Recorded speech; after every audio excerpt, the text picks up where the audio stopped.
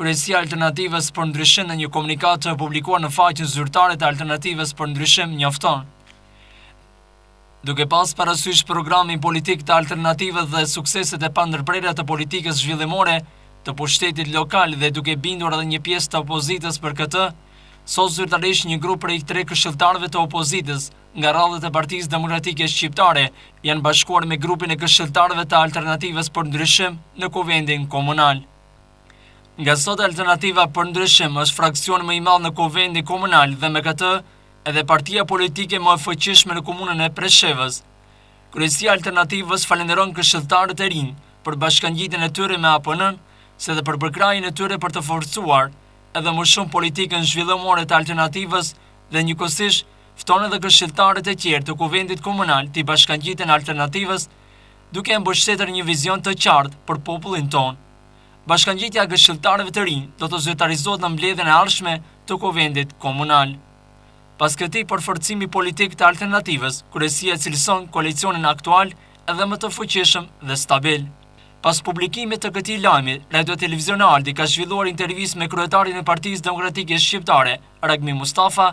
Jetë kësaj interviste, ai deklaron se këto pohime nga Alternativa për Ndryshim nuk janë të vërteta, por vetëm janë shpifje.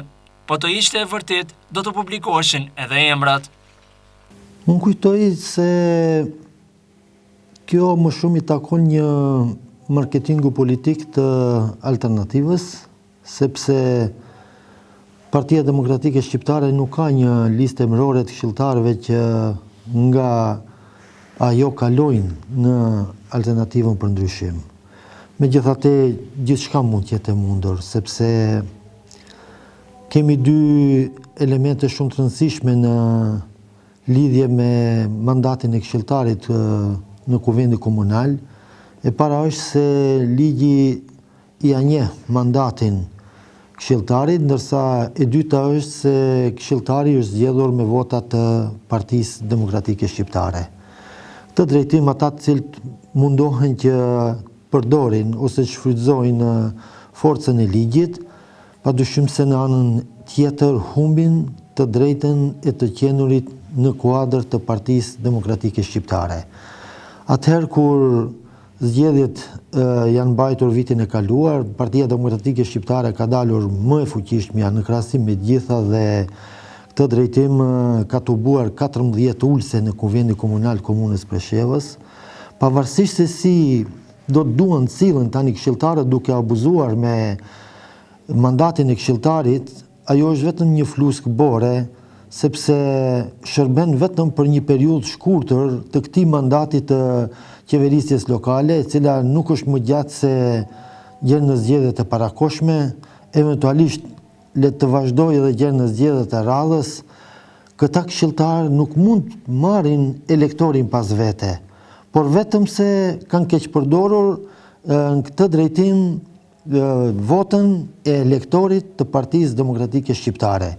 Partia Demokratike Shqiptare do të mbetet ajo që është si forcë elektorale në terren, dhe kjo është me rëndësi shumë të madhe, shumë jetike, dhe të qenurit për brenda një mandati kohor në opozit nuk është gjë e keqe, sepse mëson shumë nga përvoja e keqe të tjerëve për të mos përsëritur vetë në të ardhmen, dhe në këtë drejtim mobilizohet në masë më të madhe të mundshme, sepse kemi kohë të mjaftueshme që të mobilizohemi. Dhe në këtë drejtim është ndërtuar një mod, jo vetëm këtu, por edhe në region, që të abuzohet me votën e elektorit të lirë. Dhe në këtë drejtim gjithmonë duke shfrytzuar ligjin i cili është në fuqi dhe njeh mandatin e këshilltarit prej momentit kohor pasi dorëzohet lista zgjedhore, si të kalojnë 24 orë, aq më parë mandati i kalon kandidatit për këshilltar. Nëse mund të rangohet cili do këshilltar në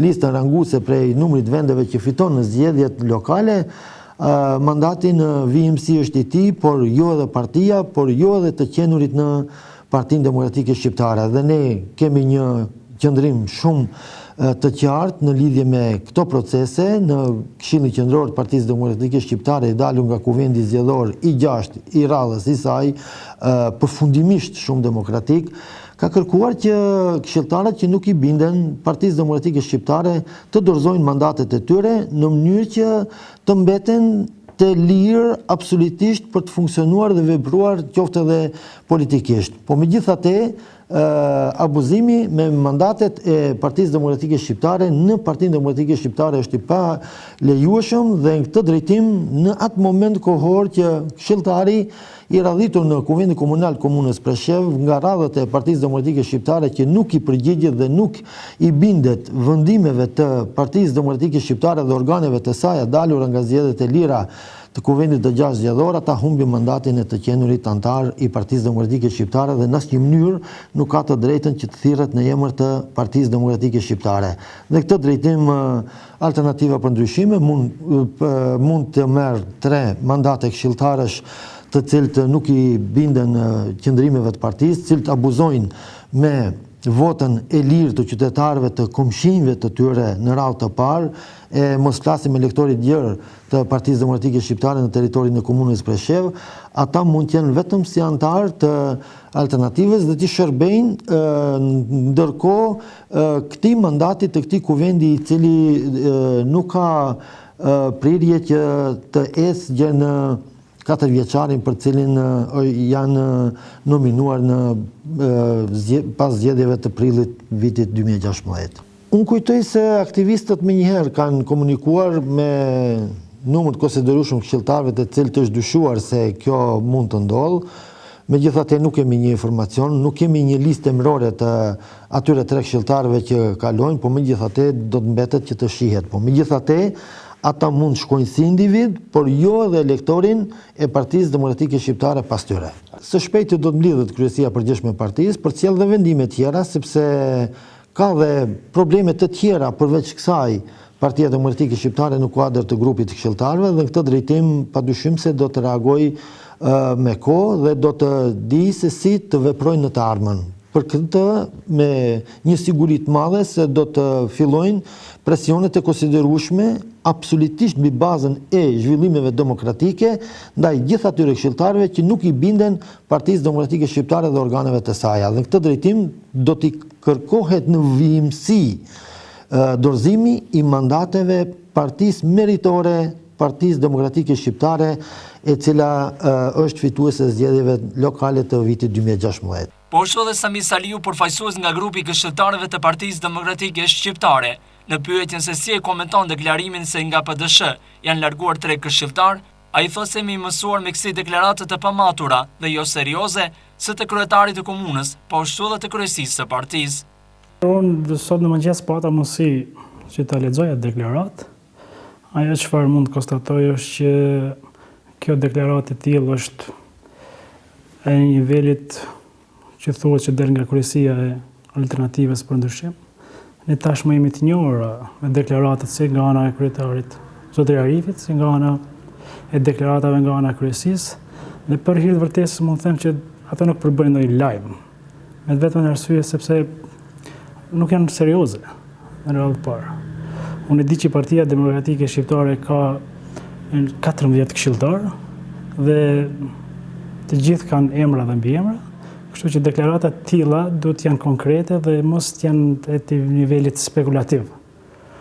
Blend përmendet që është krejtësisht e panevojshme një kryetar komune, një kryesi e një partie që le udhëheq me komunën, dalë me deklarata të tilla.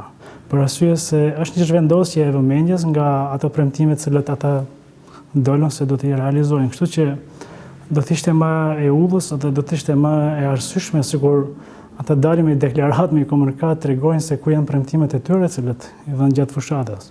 Kurse kjo çështja e këshilltarëve mendoj që nuk përbën ndonjë lajm. E thash edhe një herë për i theksoj, Partia Demokratike Shqiptare ka gjithsej 14 këshilltarë, 14 këshilltarët kanë emër dhe mbiemër, kështu që nuk duhet bëhet kështu në nivel spekulativ të përfshihen gjithë këshilltarët e PDSH-s. Mendoj që nuk i shërben radhë par situatës përgjithshme politike në Preshev, po edhe me gjitha problematikët cilët ne po ballafaqohemi. Po në dijenin time dhe në gjithë kontaktet që kemi me këshilltarët e Partisë Demokratike Shqiptare, ne jemi tërësisht e panjohur për një lëvizje të tillë. Nëse ka diçka konkrete, atëherë këto gjëra kanë emër dhe mbiemër. Kështu që përderisa ata nuk janë konkret në raport me këto lëvizje, atëherë është tërësisht e nivelit spekulativ. E kanë për obligim ata ta zbardhin këtë lajm. Ajo çfarë mund të konstatojë është që Presheva ka halle tjera. Ka halle tjera shumë serioze dhe duhet përqendrohemi te problemet serioze. Nuk besoj që përbën lajm zhvendosja një këshilltari nga një partie në një parti tjetër. Kryetari i Partisë Demokratike Shqiptare Ragmi Mustafa, po ashtu dhe Sami Saliu, përfaqësuesi i grupit, kërkojnë të publikojnë emrat dhe mbiemrat nëse ka diçka të vërtet, por këtë alternativë për ndryshim po e bën vetëm për të krijuar situata të reja, qarshi partneritetit të koalicionit.